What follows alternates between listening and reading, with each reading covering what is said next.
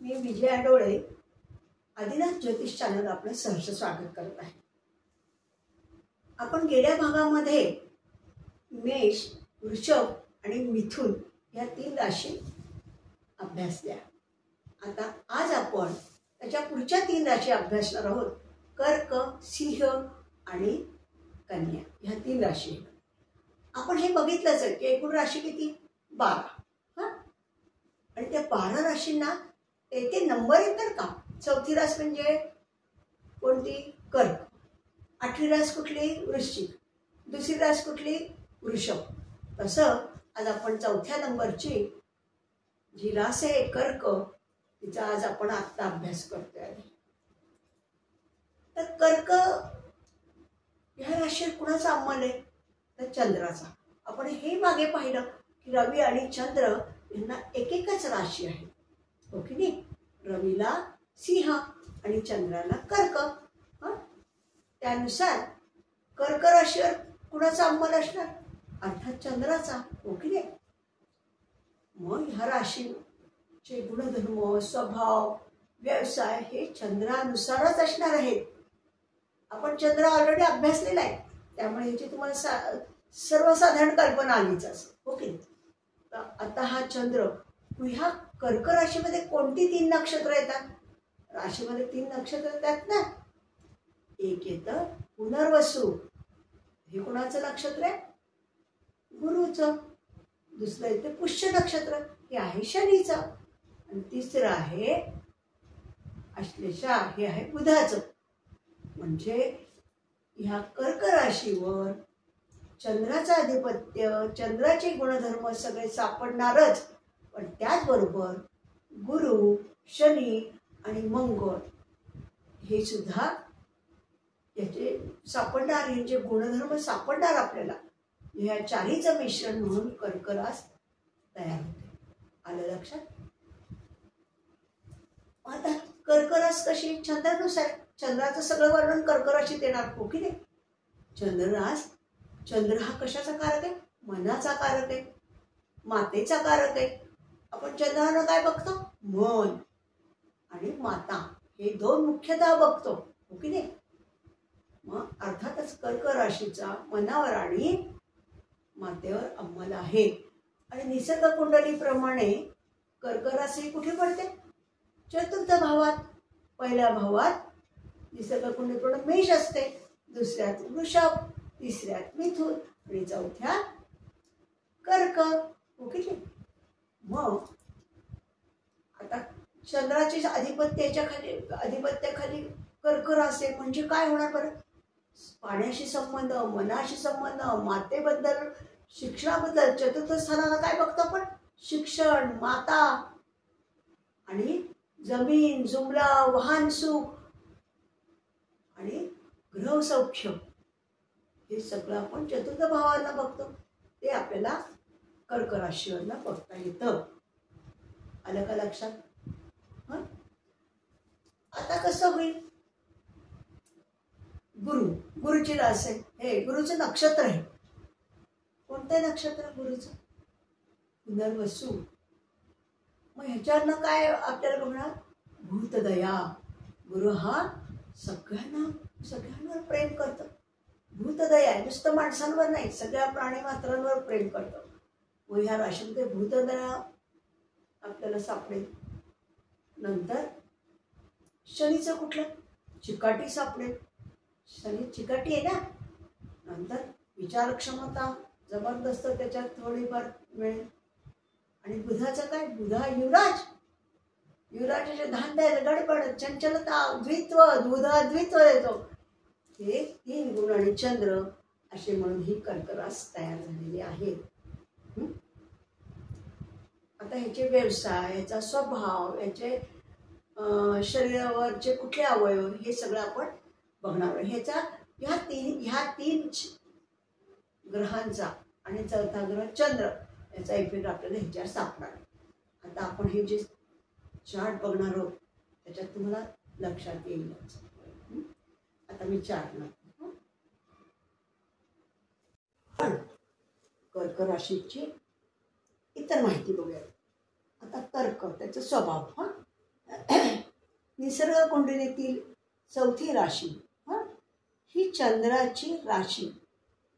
सर्व गुण चंद्रासारखे चंचलता, शांत, सोशिक व आनंदी, परोपकारी, दयाळू, हळवा, कुटुंबवत्सल, प्रेम, वात्सल्य, विशाल मन, अतिसंवेदनशील ही रास आहे.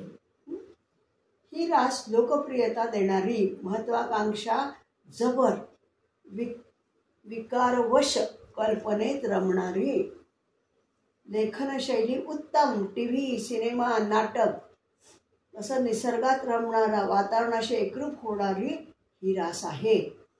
संगीत, गायन, वादन, नंतर शीतपेये, गोड पदार्थ यांची आवड आणि कर्तव्यनिष्ठ. त्यांना साधारण तिखट आणि तळणीचे पदार्थ नाही आवडत.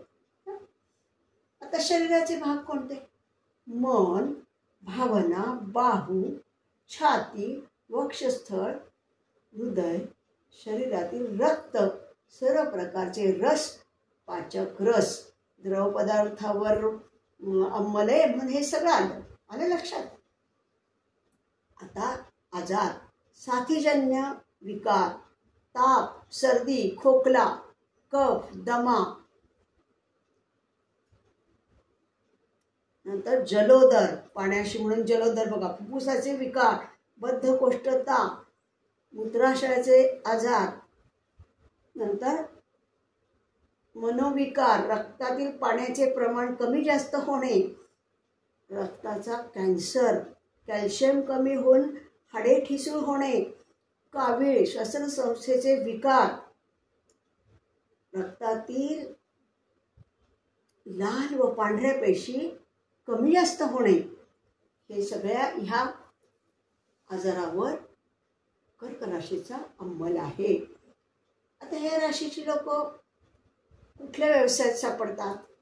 जलाशी संबंधी म्हणून पाणी खाते, पाण्याचे पाईप, पाटबंधारे योजना, चतुर्थ भावाशी संबंध म्हणून शिक्षण संस्था, शिक्षक, सैनिक खात्यात नोकरी, शैक्षणिक खात्यात नोकरी, चंद्र, सेवाभावी म्हणून नर्सिंग होम, हॉस्पिटल्स, वृद्धाश्रमे, नंतर सरकारी खात्यातील वर्ग, जिल्हाधिकारी, hotel, lodge, guest house, petroleum संबंधी व्यवसाय, दुग्ध व्यवसाय, केटरिंग, खाद्यपदार्थांचे व्यवसाय, नंतर धान्याचे व्यापारी, आणि काय बागायती, शेती, रंगारी, ज्योतिषी, एजंट, नंतर आयुर्वेदिक डॉक्टर, शास्त्रज्ञ, वाहतूक संस्था, नंतर वक्ते, स्वागतिका म्हणजे रिसेप्शनिस्ट म्हणतो आपण, स्वागतिका, वक्ते, कवी, लेखक, नंतर बांधकाम आणि लायब्ररियन, नंतर ग्रंथकार आणि शीतपेये, हे ह्याच्यावर ह्या सगळ्या ठिकाणी यांची लोक, कर्क राशीची लोक सापडतात. आणखीन याचा एक तक्ता आहे, पण आता तो कॉमन आहे. कर्क, सिंह आणि तिसरी कन्या, ह्या तिन्हीचा म्हण एक आहे, तो आपण सगळ्यात शेवट बघूयात. हा, आता आपण सिंह राशी बघणार आहे. कर्क राशी बघून झाली, आता सिंह बघणार आहे. तर सिंह कितवी राशी? 5वी राशी. ओके ना. मेष पहिली, 2 वृषभ, तिसरी मिथुन, चौथी कर्क पाहिली आपण, आता 5वी सिंह राशी ही 5वी आहे. 5 आकडा म्हटलं की सिंह राशी आली पाहिजे. आता सिंह राशी कुणाच्या अधिपत्याखाली आहे? तर रवीच्या अधिपत्याखाली. आपण हे पाहिलं, रवी आणि चंद्राला एकच राशी आहे. तशी सिंहाला कुठली आहे? सिंह राशी कुणाच्या अधिपत्याखाली आहे? रवीच्या. ओके नाही. मग अर्थातच रवीचे सगळे गुण या सिंह राशीमध्ये आपल्याला सापडणार. ओके नाही.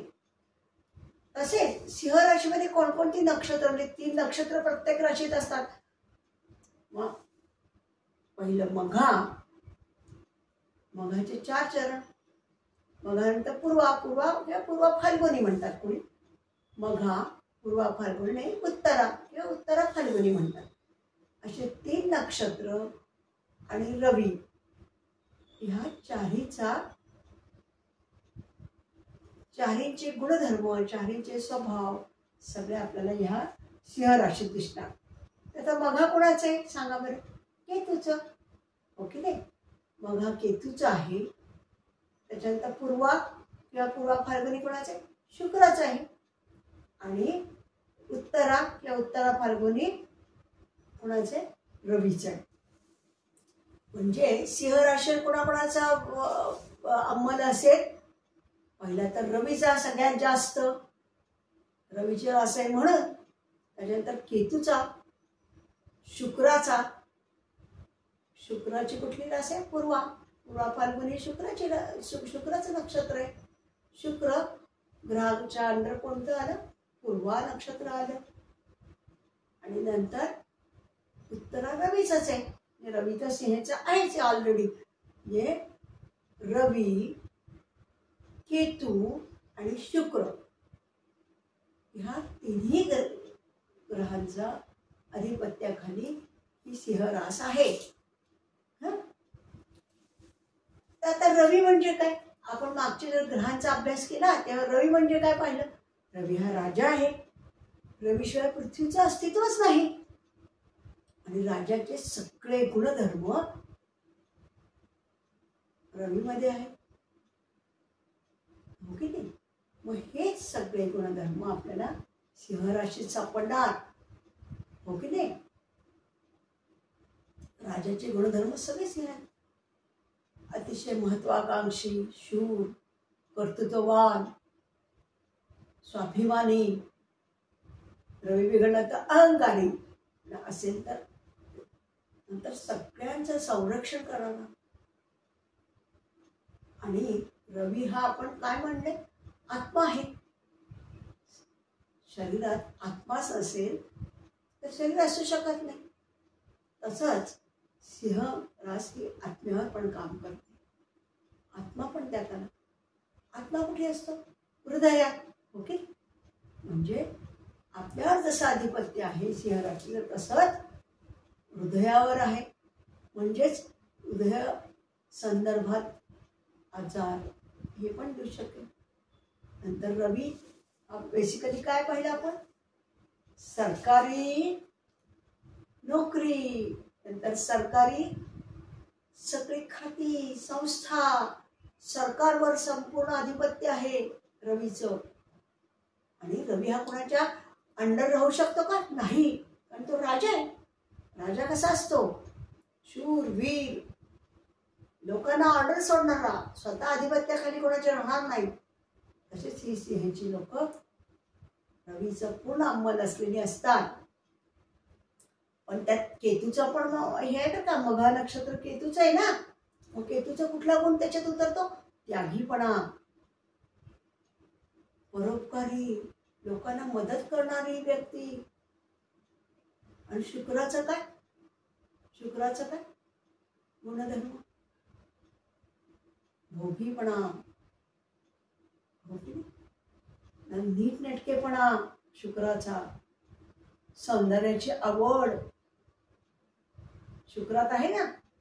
हे गुणधर्म केतूचा त्यागीपणा. आणि उत्तरा म्हणजे पुन्हा रवीचं नक्षत्र आलं. रवीचं काय? आपण संपूर्ण पगडाच रवीचा सिंहेवर आहे. पण सिंह ही रास रवीची आहे. त्यामुळे ते संपूर्ण रवीचं जे काय व्यक्तिमत्व आहे ते सगळं सिंह राशीत उतरलेलं आहे. रवी तुम्हाला समजला की सिंह समजली रास, हे लक्षात ठेवा. आता आपण प्रत्यक्षात सिंह राशीचे सगळे स्वभाव, नंतर व्यवसाय, आजार हे सगळं आता आपण ह्या तक्त्यात आपण बघूया. आता आपण सिंह राशीची माहिती बघणार आहोत. सिंह रास किती आहे? 5वी. आता स्वभाव, निसर्ग कुंडलीतील 5वी राशी ही रवीची राशी. सर्व गुण रवी सारखे ह्या राशीत सिंहाची ताकद, दौलत, डौलदारपणा हुकमत आहे.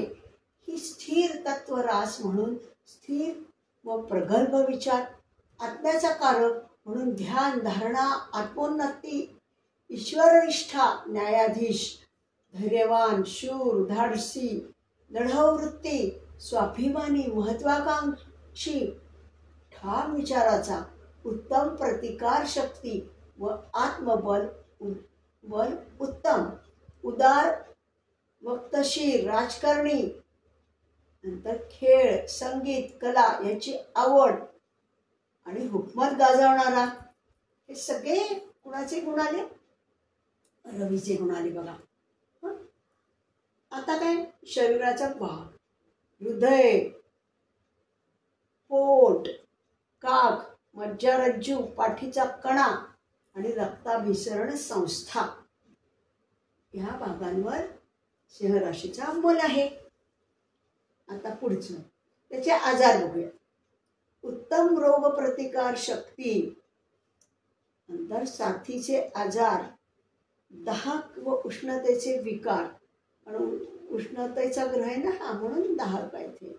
ताप, हृदय व रक्तदाबाचे विकार, पाठीच्या कण्यासंबंधी आजार, पाठ व कंबर दुखणे, हाड मोडणे, नंतर वातपित्त प्रकृती, नंतर जखमा, अपघात, थकवा जाणवणे, हे सगळे याचे आजार आहेत. आता ते कुठल्या व्यवसायात सिंह राशीचे लोक सापडतात? हॉस्पिटल, दवाखाने, वैद्यकीय व्यवसाय, सुरक्षा व्यवस्था, शासन संस्था व त्यात नोकरी, निसर्ग कुंडली, पंचम स्थान म्हणून खेळ व जुगार, ऊर्जा केंद्र संबंधित व्यवसाय, नंतर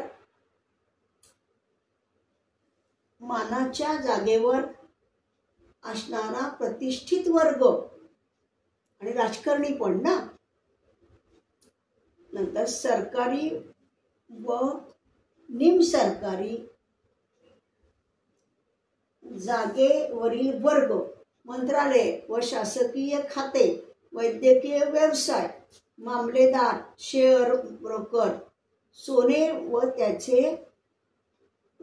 तांबे, सोने व तांबे हे धातू या संबंधित व्यापार, त्याचे दागिने सोन्याचे किंवा ह्याच्यावर पण त्याचा अंमल आहे. नागरिक शास्त्र, समाजशास्त्र, इंजिनियर, लष्करी संबंधित व्यवसाय, हे आपण सिंह राशीचे सगळं हे पाहिलं. आणि सिंह राशीचा आपला एक तक्ता बघायचा आहे, पण तो आपण शेवट बघूया. कन्या राशी पाहणार आहे आपण. कर्क, सिंह ह्या 2 राशी पाहिली. आता कन्या राशी पाहणार.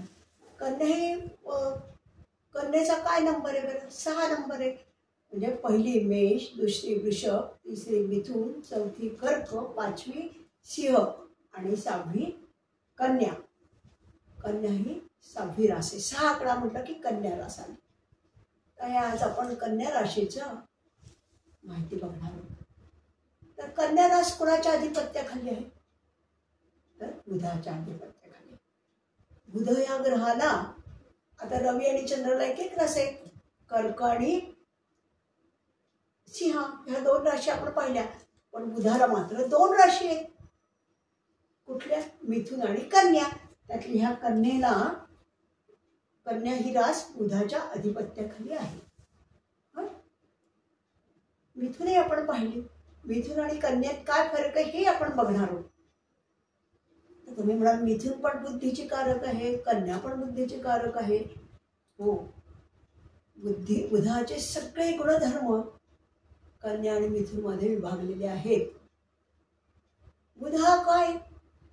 रवी कसा राजा आहे तसा बुध हा काय? युवराज आहे. युवराजाचे सगळे अवखळपणा, चंचलता ही सगळी ह्या 2 राशींमध्ये आलेली आहे. बुद्धिमत्ता, आकलन शक्ती तीव्र, हे शिक्षणाकडे कल, वक्तृत्व, जे बुधाचे गुणधर्म आहेत ते सगळे या मिथुन आणि कन्या राशीमध्ये विभागलेले आहेत. पण ह्याच्यात एक फरक आहे. मिथुन राशीचं काय वक्तृत्व चांगलं आहे, बोलणं खूप चांगलं आहे. पण कन्या राशीत काय आहे, बुद्धिमत्ता आहे, सगळं आहे, पण बुद्धिमत्ता प्रगट करत नाही, ते साठवली जाते. नुसती अभ्यासू वृत्ती आहे कन्येत, पण ती साठवली जाते, बाहेर पडत नाही.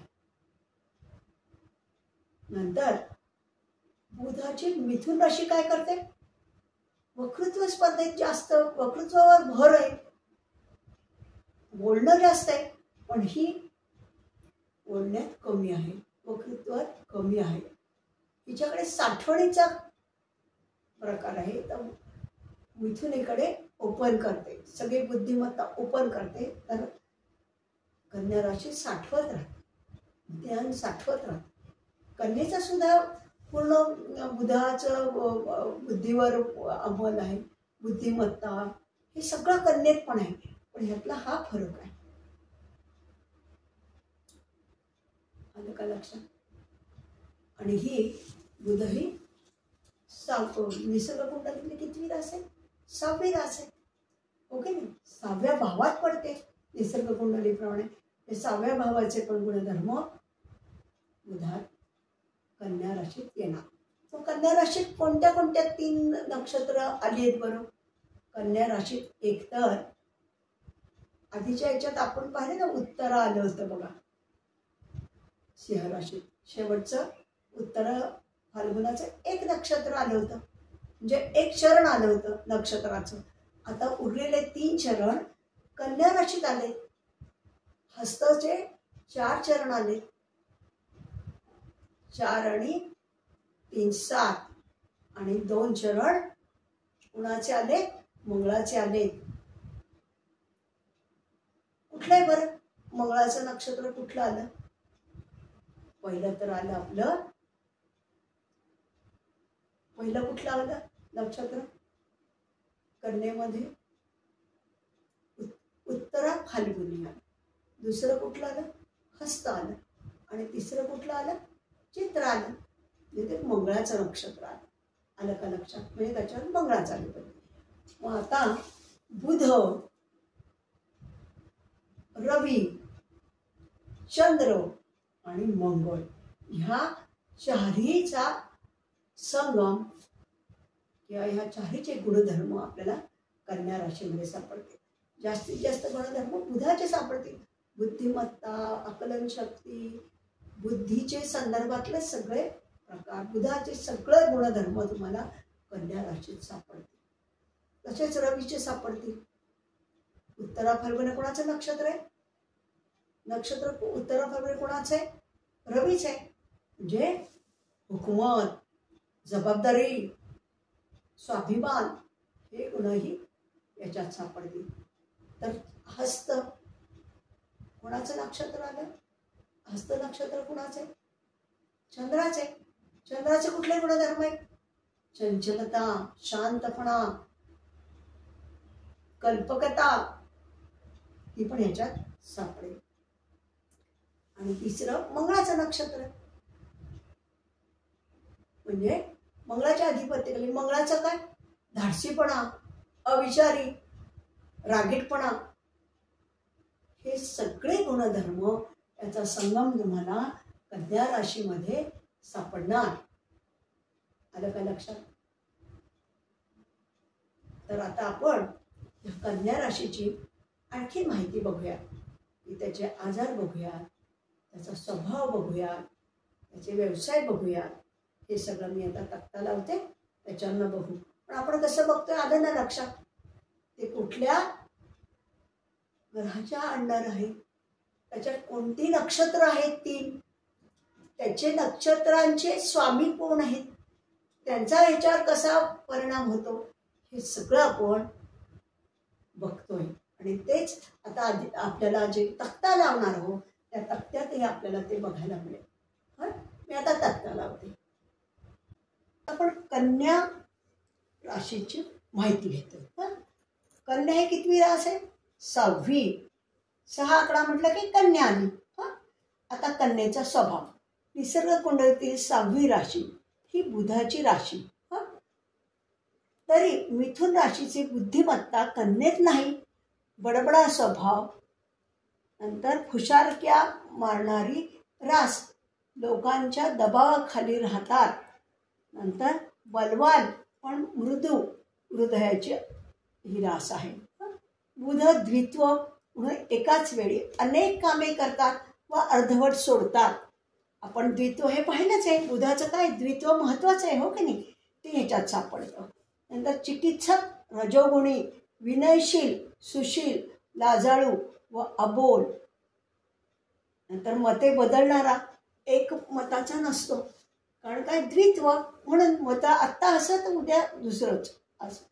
जास्तच चौकस, कष्टाळू, निर्व्यसनी, धडाडी व महत्वाकांक्षा हे गुण आहेत. आता शरीराचे भाग, कोणत्या शरीराच्या भागावर ह्याचं अंमल आहे? लहान व मोठे आतडे, पचन व मज्जा संस्था, जठर, यकृत, पित्ताशय, कमर, अनुटी, उजवा हात व उजवी टाच याच्यावर त्याचा अंमल आहे. आता कन्या राशीचे आजार, रोग दाहक नसतात पण रेंगाळणारे असतात, म्हणजे की हळूहळू बरे होणारे असतात. पचन संस्थेचे विकार, अपचन, पोटदुखी, अतिसार, अल्सर, कंबर दुखणे, नंतर क्षय, त्वचेचे विकार, ज्ञानतंतू व मज्जातंतूचे विकार, मनोविकार, चंद्र आहे ना, हस्त नक्षत्र, वात व कफाचे प्राबल्य. नेहमी आपल्याला काहीतरी होतं आहे असं त्यांना भास होत असतो. एखाद्याचं काय ऐकलं की त्याला वाटतं अरे मला पण तेच होत आहे का, असं होतं. ते काहीतरी होते आहे असे वाटणे, डोके दुखणे आणि भोवळ येणे हे आजार कन्येचे आहे. आता कन्येचे व्यवसाय, बँक व खाजगी कंपन्या यातील वर्ग, दूरसंचार, पोस्ट व तार खाते, दळणवळण खात्यात काम करणारा वर्ग, नंतर आरोग्य खाते, दलाली, एजन्सी. बुध नेहमी काय दलाली, मध्यस्थी आहे की नाही, त्याचं ते सगळे ह्याच्यात मिळणार. दलाली, एजन्सी, वक्ते, कायदेपंडित, वकील, शिक्षक, प्रोफेसर, लेखनिक, अक्षरतज्ञ, दुभाषी, स्टेशनरी, पुस्तके, शिक्षणावर हे म्हणून स्टेशनरी, पुस्तके, बातमीदार, प्रकाशक, ग्रंथकार, चित्रकार, कलाकार, संगीतकार, खाणीतील वर्ग, धान्य विक्रेते, नंतर कॉमर्स, नंतर जमा खर्च आणि बँकिंग, पत्रकार आणि टायपिस्ट हे ह्या व्यवसायात ही लोक सापडतात. आता आपण एक शेवटचा तक्ता बघू की त्याच्यात कर्क, सिंह आणि कन्या तिन्ही राशीचं एक तक्ता दाखवतो तुम्हाला तिन्ही राशींसाठी. आता आपण कर्क, सिंह आणि कन्या यांच्या तिन्हीचा मिळून एक तक्ता पाहायचा होता ना, तो आता आपण बघतो.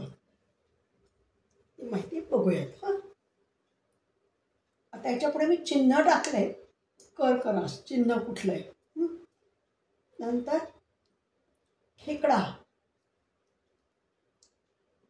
खेकडा बघा बरं का, त्याचं चिन्ह खेकडा आहे. आता कर्क राशी स्वामी कोण? चंद्र. राशीतील नक्षत्र कोणती हे आपण पाहिली. पुनर्वसूचं पहिलं चरण, पुष्याचे 4 चरण आणि आश्लेषाचे 4 चरण. 4 आणि 4 8 आणि 1 9. एका राशीमध्ये 9 चरण मावतात. हे झालं आणि ह्यानुसार ते फळ येतात हे आपण पाहिलं. गुरु, शनी आणि बुधाचं हे आपलं बघून झालं. आता काय आहे, राशीचक्रातील व्याप्ती किती किती ते किती व्याप्ती आहे बघा. ते 90 अंश ते 120 अंश. कारण एक रास किती अंशाची असते? 30 अंशाची. म्हणून 90 अंशापासून 120 अंशापर्यंत ह्याची व्याप्ती आहे या राशीची, कर्क राशीची. तर ह्या राशीतून रवीचं भ्रमण किती कोणत्या ह्याच्यात असतं बरं? रवीचं भ्रमण 17 जुलै ते 16 ऑगस्ट. 17 जुलै रवीचं भ्रमण हे परमनंटली त्याच वेळेला त्या तिथे असतं बरं का, त्याच राशीत असतं. तर तसं ह्या कर्क राशीत कधी असते ते 17 जुलै ते 16 ऑगस्ट. आणि तत्व कुठले? जलतत्व. हे आणि चंद्राचं चिन्ह कुठले? खेकडा. आता दुसरी राशी सिंह. सिंहाचं सिंहच हे चिन्ह आहे. सिंह राशीचा स्वामी कोण? रवी. सिंह राशीत कोणती नक्षत्र येतात? मघाचे 4 चरण, पूर्वाचे 4 चरण आणि उत्तरा. पूर्वा फाल्गुनी म्हणतात किंवा उत्तरा फाल्गुनी, काही म्हटलं तरी एकच आहे. आपण हे पण बघितलं, मघाचा केतू, पूर्वाचा शुक्र, उत्तराचा रवी आणि सिंहेचा पण रवी. या चारीचा कसा परिणाम होतो त्याच्या व्यवसायावर, त्याच्या स्वभावावर, हे सगळं आपण आता डिटेल्समध्ये पाहिलेलं आहे. आता राशीचक्रात ही रास कुठे ते कुठे? 120 अंश ते 150 अंशावर ही राशी पडलेली आहे. 30 अंश. एक रास पूर्ण किती अंशाची असते? 30 अंशाची. त्याच्यानंतर आता ह्या राशीतून रवीचं भ्रमण कोणत्या तारखेला असतं बरं? 17 ऑगस्ट ते 16 सप्टेंबर. 17 ऑगस्ट ते 16 सप्टेंबर ह्या काळात रवी ह्या राशीतून नेहमी जातो. रवीचं भ्रमण हे फिक्स आहे, ठरलेलं आहे. त्याच वेळेला तो त्या राशीत असणार म्हणजे असणार. आणि तत्व कुठलं? अग्नितत्व. रवी आहे ना, म्हणजे अग्नितत्व. चंद्र हा जल राशीचा आहे, जल आहे म्हणून तो जलतत्व आलं. कन्या रास. कन्या रास ही 6वी रास आहे. याच्यात नौकायन म्हणजे नावेत बसलेली कन्या आहे. एका हातात विस्तव आणि एका हातात कणीस असं हे चिन्ह आहे. ही राशी स्वामी कोण आहे? कन्या राशीचा बुध. ह्या राशीतील नक्षत्र कोणती? उत्तराची 3 चरण, हस्ताचं 4 चरण आणि चित्राचे 2 चरण. उत्तराचं एक वर गेलं की नाही सिंहात म्हणून इथे 3 आली. हस्त पूर्ण 4 आणि चित्राचे 2 चरण. या राशीचक्रातील व्याप्ती काय? 150 अंश ते 180 अंश. वर 150 होती, ही पुढचीच रास म्हणून 150 ते 80 झालं. म्हणजे 30 अंशाची एक रास पूर्ण झाली. या राशीतून रवी कसा जातो? कधी जातो बरं? तर 17 सप्टेंबर ते 17 ऑक्टोबर. 17 सप्टेंबर ते 17 ऑक्टोबर ह्या याच्यात रवी कन्या राशीत असतो. आणि तत्व कुठलं आहे? पृथ्वी तत्व. आता कर्क राशीचं तत्व कुठलं आहे? जलतत्व. सिंह राशीचं अग्नितत्व आणि कन्या राशीचं पृथ्वी तत्व. हे आपण हा एक तक्ता बघायचा तर तो आपण पाहिला. आता हे मी चित्र का लावले की साधारण तुम्हाला अंदाज यावा म्हणून लावले. आता आपण ह्या भागामध्ये राशी बघितल्या. कर्क, सिंह आणि कन्या ह्या 3 राशींचा आपण आज अभ्यास केला. आता आपल्या राशी चाललेल्या आहेत. मेष, वृषभ, मिथुन मागच्या ह्याच्यात झाली. या ह्याच्यात कर्क, सिंह आणि कन्या झालेली आहे. तर आता आपण हा भाग इथेच संपवू आणि लवकरच पुढच्या भागामध्ये आपण पुढच्या राशी बघूयात. पुढच्या राशी कुठल्या आहेत? तूळ, वृश्चिक आणि धनु. या 3 राशी आपण पुढच्या भागात भेटू आणि लवकरच आपण हा भाग बघूयात. नमस्कार. आपण सगळ्यांनी हा माझा भाग बघितला त्याच्याबद्दल खूप खूप आभारी आहे आणि आपण लवकरच पुढच्या भागासाठी येऊयात. धन्यवाद.